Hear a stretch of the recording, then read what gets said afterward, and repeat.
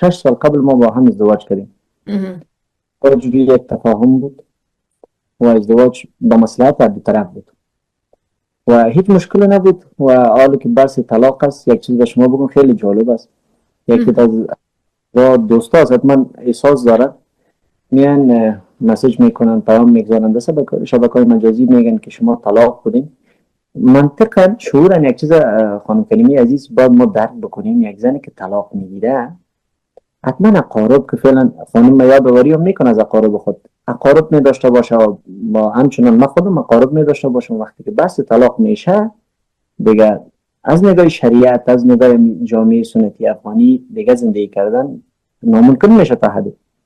چون حتما ما مقاربش به این عقیده میرسن که طلاق شده و ما به این فکر میباشیم که طلاق شده خلاص است. ولی حرفا و گپ‌هایی است که یک تعداد میخوان برائت حاصل بکنن از اون کارهایی که انجام دادن، از رابطه را خراب کردن. بسیار متاسف هستم که گپ‌ها میشه و بسیار زیاد مرا فقط همین رنج میده وقتی که ما خودم حاضر میشم در رسانه ها گپ بزنم. فقط یک چیز همیش مبنای گپ خود قرار میدم، حقیقت. هیچ وقت نمیخوام خود یک مرچی بی ضرر قرار بدم. حتما در رابطه زن و شوهری حتما مشکلات می باشه، هست، هیچ زندگی نیست بی مشکلات.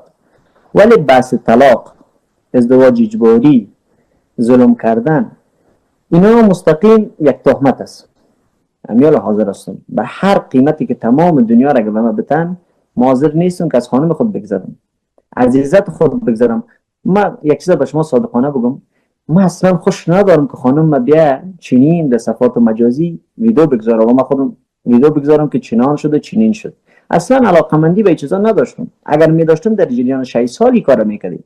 اصلا علاقمندی ندارم و حال از نهایت مجبوری تا بتوانم یک پل ارتباط می رسانه ها و شما لطف دارین شو بین ما که گپای از او به ما برسه و از ما به او برسه، چون حاضر نیست که دقیقاً گپای مرا گوش بکنه.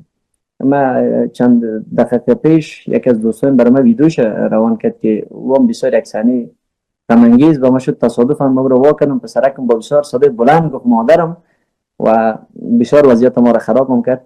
من امروز حرفای زیر شنیدم خیلی متاثر شدم. این صادقانه میگم زلالم نشنوه. بعد از رفتنش هیچ نورنگ در زندگی ما نیست. اصلا ما خودم یعنی آنقدر خسته هستم از زندگی که اگه خانمم حداقل 1% از این غما و گپایی که در دلم هست بفهمه، اصلا 10 دقیقه نه، 1 دقیقه موجه نمیتونه تحمل بکنه، چون من هر روز میمرم زنده میشم. اینا میگن 3 سال پیش طلاق شده. طلاق حتما یک خط میداشته باشه، طلاق حتما یک ثبوت میداشته باشه، ولی من ثبوت دارم. 1 سال قبل ما رسما به خاطر از اینکه ما یک سفر به کابل داشتیم، چون در مزار زندگی میکردیم، وقتی آمدیم یک کمک مشکلات در راه پیش شد، چون پرسان میکردن که اینا چیتان میشه. حتما از شرایط فعلی میفهمین که یک زن نمیتونست سفر بکنه با یک مرد. ما باز رفتم دوباره مزار، رفتم باز به وطن خود برگشتم. اونجا با خانمم به تفاهم نظر نکاح خط گرفتیم. این 1 سال پیش گرفته شده.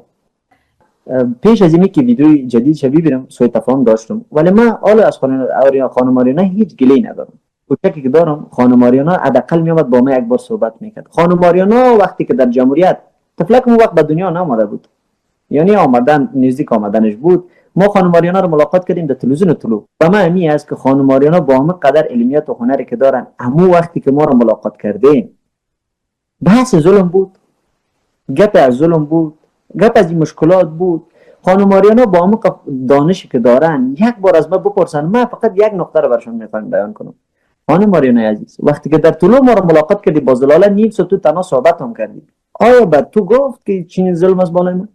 خانم آریانا را فعلا خانم من و کسی و اطرافیانش که ما میخوایم نام از او رو بگیرم حتما، چون خدا بشناسن، هم خوار ناتنیش که فعلا با او زندگی میکنن، فعلا در این موقع میخوان از خانم ما و از خانم آریانا استفاده بکنه تا به اروپا بره. نه اصلا ما به می دل ایران هستم، به می عقل ایران هستم که پسر ما وقتی که پیشتر ویدیو شدید با گریه صدا کرد که مادرم، با بسیار مشکل خوابش دادیم که تو خواب که صبح مادر میاد، ولی تعجب میکنم که مادر چطور با این دل میتونه و یک تعداد خانم ها یک تعداد مردم از حمایت میکنه. همین مردم ها هیچ فامیل ندارن، هیچ فرزند ندارن.